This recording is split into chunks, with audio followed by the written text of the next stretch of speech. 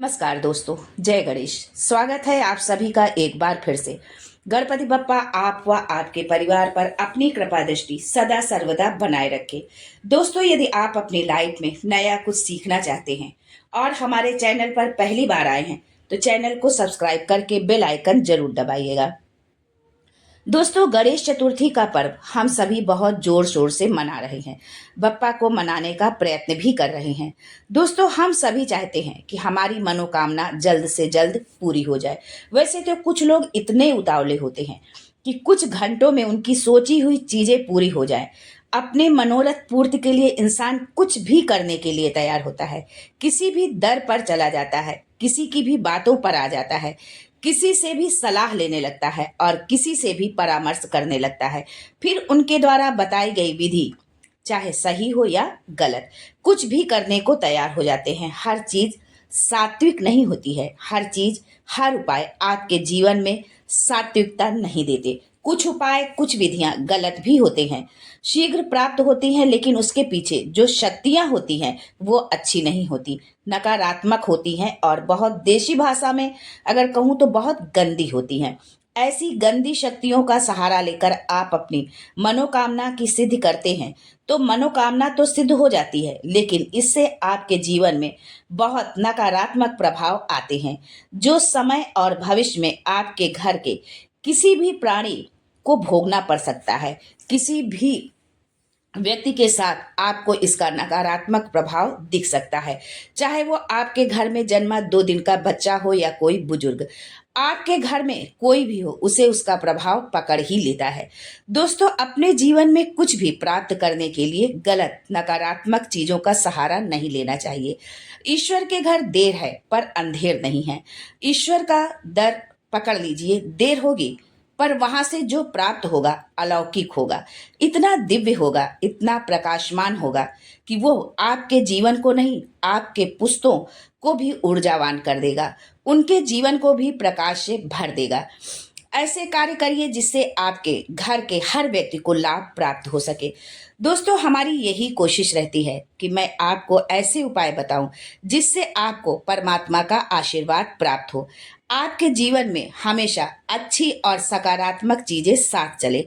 ऐसा ना हो कि किसी भी उपाय से आपका अनिष्ट हो जाए या आपके घर में किसी को उसका नकारात्मक प्रभाव मिले।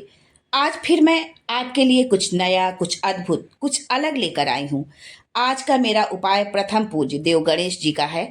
गणेश जी का पूजन करने मात्र से नहीं, गणेश जी का पूजन इस तरह करने मात्र से जीवन की सर्व मनोकामना सिद्ध हो जाएगी। आगे बढ़ने से पहले आपको याद दिलाना चाहती हूँ कि यदि आपको जानकारी अच्छी लगे और आपको इससे लाभ मिले तो वीडियो को लाइक करिएगा, दोस्तों को शेयर कर दीजिएगा। और अगर आपने अभी तक चैनल को सब्सक्राइब नहीं किया है तो चैनल को सब्सक्राइब करके बेल आइकन जरूर दबाइएगा। हाँ, यदि अगर आपको इन उपायों से लाभ मिलता है तो कमेंट में जरूर बताइएगा। दोस्तों, गणेश जी सर्वप्रथम पूजे जाने वाले देव हैं।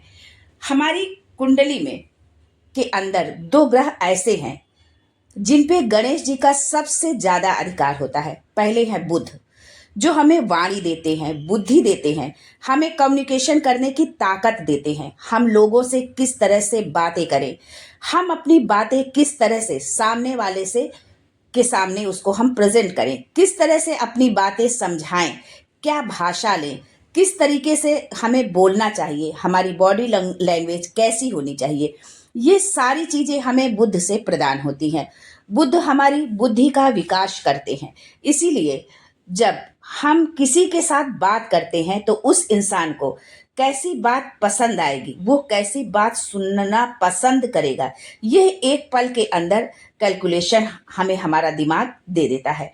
मान लीजिए हम जहां बैठे हैं वहां हम आध्यात्मिक बात कर रहे हैं, कला क्षेत्र की बात कर रहे हैं, ज्योतिष की बात कर रहे हैं, ये सुनने में उन्हें कोई इंटरेस्ट नहीं है। उन्हें मान लीजिए फैशन की बात करनी है, पैसे पर बात करनी है, करंट अफेयर पर बात करनी है, जो चल रहा है उस पर उनको बात करनी है, और मैं वहां ज्योतिष आध्यात्म का ज्ञान दूंगी तो वो मेरी बात को इग्नोर कर देंगे, सुनेंगे ही नहीं।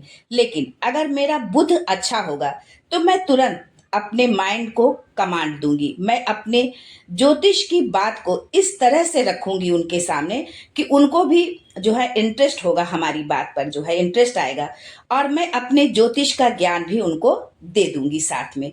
दूसरा प्रमुख ग्रह है जिसकी वजह से हमें आध्यात्म की शक्ति मिलती है, जिसकी वजह से हम ईश्वर को अपने आप से जोड़ पाते हैं, जिसकी वजह से हमारी मनोकामनाएं सिद्ध होती हैं। हम जो भी पूजा पाठ करते हैं, हम जो भी ईश्वर का ध्यान लगाते हैं, वो ईश्वर तक पहुंचता है। और वो दूसरा ग्रह है केतु।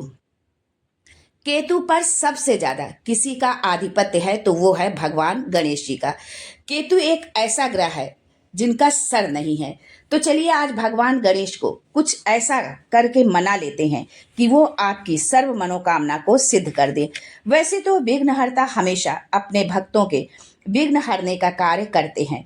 उनके ऊपर साक्षात महादेव और माँ पार्वती का आशीर्वाद है। महादेव और पार्वती के ही पुत्र हैं वो, और प्रथम पूजित देव हैं हमारे। उनके बिना हमारे जीवन में कोई कार्य नहीं होता। तो वो बोलिए गणपति बप्पा मोरया। तो आज का ये विशेष उपाय है आपके लिए है, बहुत ध्यान से समझिए आपको करना क्या है। दिन होगा बुधवार का, वस्त्र आपको पहनने हैं हरे रंग के, जो है मुंह आपका जो है पूरब की तरफ होगा, और सामने आपके गणपति जी की मूर्ति या तस्वीर जो भी आपके पास हो वो होगी। आप कुछ पुष्प लेंगे जैसे गुलाब या गेंदे के। आप सर्वप्रथम गणेश जी को रोली लगाएंगे, चावल लगाएंगे, सिंदूर लगाएंगे। आप उनको का आगमन करेंगे, उनका आवाहन करेंगे, उनको बुलाएंगे। आप बोलेंगे हे गणपति बप्पा, मेरी विनती सुनिए और मेरी बात सुनकर मेरी कामना को पूर्ण करिए। ऐसा कहकर आप एक बड़ा पात्र ले लें, जो खुला पात्र हो। बड़ा पात्र चाहे वो किसी भी धातु का हो, स्टील का हो, तांबे का हो, मिट्टी का हो, कोई भी एक आप बड़ा पात्र ले लें। पात्र का मतलब होता है जो खुला हो, बंद ना हो, जो है मतलब मुंह उसका छोटा ना हो, खुला हुआ फैला हुआ हो। उसके अंदर आप जल भर देंगे। अगर हो सके तो जल के अंदर थोड़ा सा गंगा जल भी मिला दीजिए। उसमें चुटकी भर हल्दी डाल दीजिए। उसके बाद आपको इस जल को आरती स्वरूप गणेश जी के सामने 7 बार घुमाना है। सीधे तरफ से उल्टी तरफ की ओर ले जाना है, गलत नहीं करना है। उल्टे से सीधे आपको नहीं करना, सीधे तरफ से आपको उल्टी तरफ ले जाना है। और बोलते जाइएगा वक्रतुंड महाकाय सूर्य कोटि समप्रभा निर्विघ्नम कुरुमे देव सर्व कार्येषु सर्वदा। 11 बार बोलकर आप आरती आपको उतार देनी है। जल को सामने रख दीजिएगा। अपने दोनों अंगूठों को मिलाइएगा। अपने दोनों पहली उंगली को मिलाइएगा यानी तर्जनी को। बाकी 3 उंगलियों को अंदर मुट्ठी में दबा लीजिएगा और आपस में ऐसा जोड़ लीजिएगा।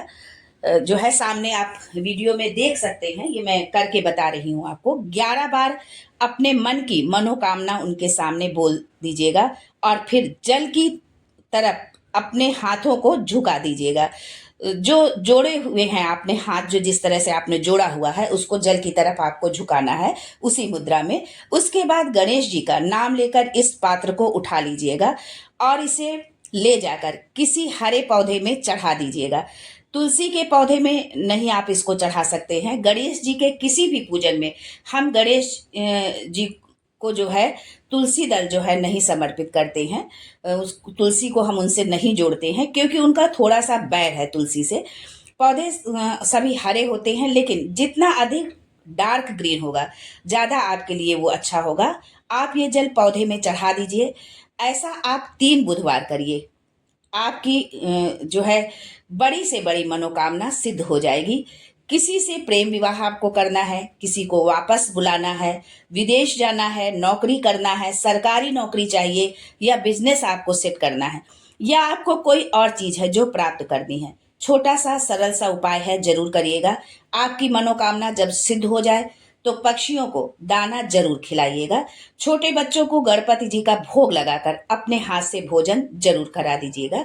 आज के लिए बस इतना ही दोस्तों, मिलते हैं फिर कुछ नया कुछ अद्भुत लेकर। आपकी मनोकामना पूरी हो जाए तो कमेंट में जरूर बता दीजिएगा। तब तक के लिए जय Ganesh and thanks for watching my video.